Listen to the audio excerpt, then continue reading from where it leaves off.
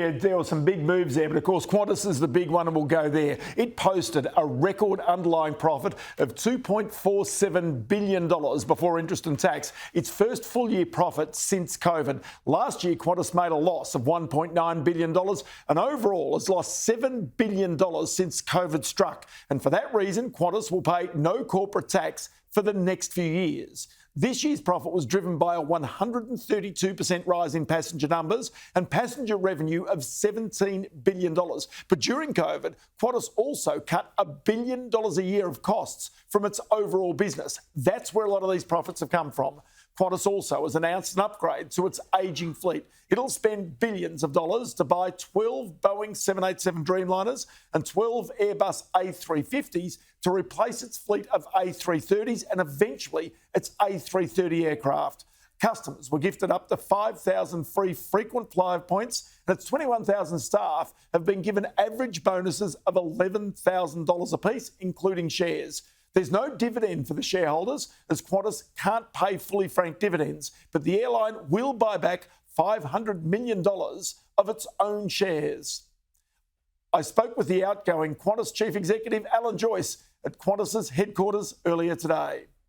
Alan Joyce, $2.47 billion worth of profit that Qantas has made. The question a lot of people will be asking is whether that's come at the cost of higher airfares, whether it's the public that's actually providing this profit to Qantas. No, it's really the $1 billion in restructuring that's benefited us to get our profitability there.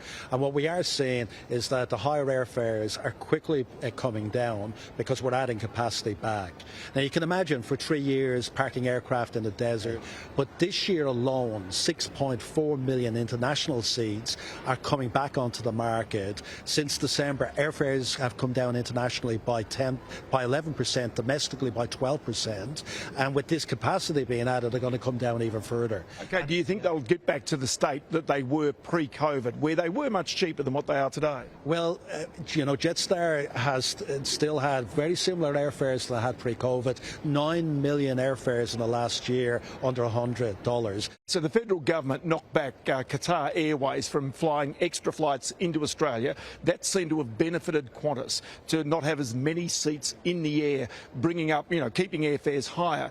Is that, and Qantas, of course, backed that decision, encouraged that decision as well? That didn't benefit because there is still that 6.4 million seats being added. And in fact, Singapore Airlines and China Southern have added more seats in the last few weeks than Qatar was saying they were going to do. And they're only 2 of 52 carriers that are adding capacity to Australia at the moment. So you don't think this was the government protecting Qantas? Well, we have so much capacity being added. There's a flood of capacity coming on. This is not about protecting Qantas. There's a lot of other things that the government consider when it negotiates bilateral rights.